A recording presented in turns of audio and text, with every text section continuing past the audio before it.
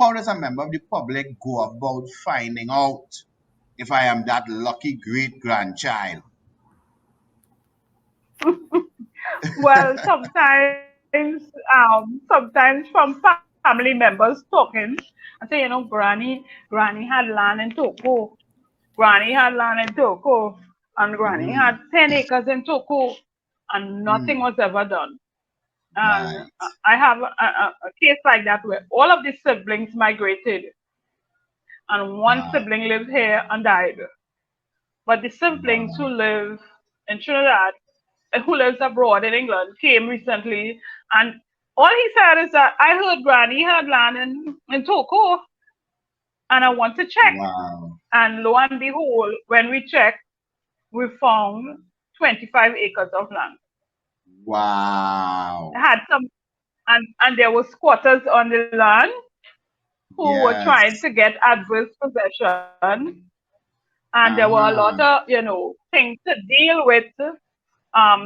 One or two of the squatters, because they were there undisturbed for a long period of time, was able to get a vesting He said, order. yeah. And yes, so my job Wow. now was to find the remaining portion of You that remain parcel of land to see how much land has remained so that the family could try and get what is left. But right. some of the people who squatted, the attorney was able to write them and let them know who are the true owners based on the searches we did, and Wow. stop that adverse possession thing that is happening. Wow. Interesting. Very, very interesting. And so the first thing is, don't just not listen to the older heads, because right now Search. I have some older heads that told me some things that I need to go and research. Right? I need to go and do some searches on. I might own Yes. half of a very nice piece of property there. So I want to get into the questions because we have a lot of questions today, and I know that we usually run out of time for those set questions, right? So the first question is, and I think we addressed this one: what if an owner died and their children passed on as well, and can grandchildren acquire the land? We said yes, searches, and through letters of administration. Now, in your experience, Ms. Anne-Marie, can you give us or sensitize the audience to the time frame or the work that it entails to kind of skip a generation of owners, and what it will take for that letters of administration? Could you just give us an idea, just to sensitize or to help manage expectations from audience members? I want to get your question clearly. The time frame it would take to get that letters of administration, Especially from a generation that is skipped. right? That if they skip it should take the same amount of time, but because with skip generation, sometimes the information is hard to come by. Right. So the preparing of the estate is crucial.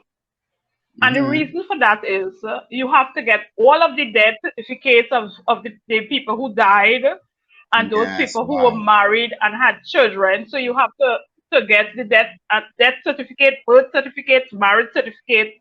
Sometimes those old certificates are very difficult to come by. And another thing with the old certificates, they have bad spelling. So long time you have boy child too, so you have all of these things to deal with. You have to deal with the spelling of the name, so you have to do a lot of also calls. You have to sometimes you get a certificate, this is the person, because the child was born on the 5th of March 1952, but it has boy child. Right. Sometimes the parents have one name. Like I had this case that I did, the mother was named 𝗙𝗵hi. But on each child certificate, and we had to account for that, each child certificate, 𝗙𝗵hi was spelled differently. Oh my gosh. You had 𝗙𝗵hi spelled with the O, with the U, and that kind of thing. And so this is all of this is what is required. All of these go into what happens to us or with us when we go through these searches. So it's not a no for no process. You go, I have land. My grandfather say I own half a Lady Chancellor Hill and St. Anne's, and then Miss Anne-Marie or somebody at our firm comes and say, all right, look the paper, sign here. The work involved. Now submitting the application to the probate department is one, but the work that is involved in putting that file together with the certificates and the evidence to prove that I am linked to the person at the top of the tree, because the estate is by succession. So this is Anne-Marie Augustine here, and then we move to Anne-Marie's children, and then Anne-Marie's children, and then we go down. So if it is my children didn't apply for my estate, and my children didn't apply for my estate, and we go on down to great-great-grand, and then they're now applying for my estate, and I had a lot of land that they don't want to give up. We have to find births, deaths, marriage certificates for all these people. Yeah. And of course, we know the registration system long time ago with the spelling and the boy child and all those things and the affidavits to swear. And then sometimes you find yourself having to swear affidavits. You have to get an older person who can swear that yes, Margaret and John had a boy child in 1908, and they used to call him, so whatever name. So you have to prove that people have to do paternity orders in between there, right? In between there, you may have to do a paternity order because of children not carrying their father's name on their birth certificate. You may have to do a paternity order to prove that this is the child of the deceased. Now, Ms. Anne-Marie, we have a question. There's a lot of work pre. Yeah, there's a lot of pre-work. We have a question here that talks about land management and inland revenue records. How can the question specifically says, inland revenue records, is it enough to claim and show ownership of property? I want you to repeat the question slowly. I didn't get all parts of it. It says, inland revenue records, is it enough to claim or show ownership of property? That's a tough question, Because it's a tough question because I believe there are a lot of documents registered are not true. Correct. I don't want to go so far to say that say that one more time for them, because it's very. We had Ms. Daniel and I had a consultation a couple of months ago, and we had to set aside in that consultation 3 registered deeds. 3 set aside. I want to be very careful in my words that I use to answer this question, right?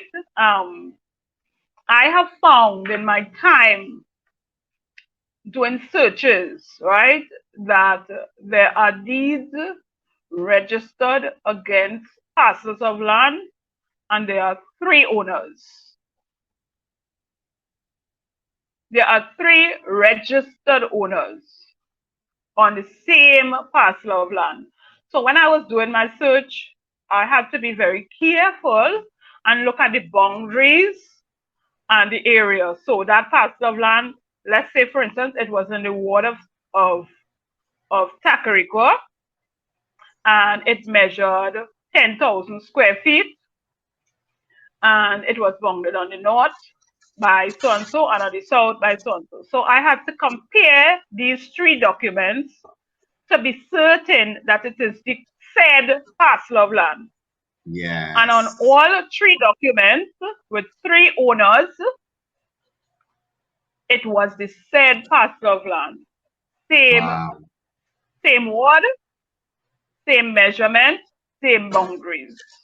Wow. So I can say freely that there are bad deeds registered in the Register General Department, and only a judge could determine based on the evidence before him who would be the correct owner.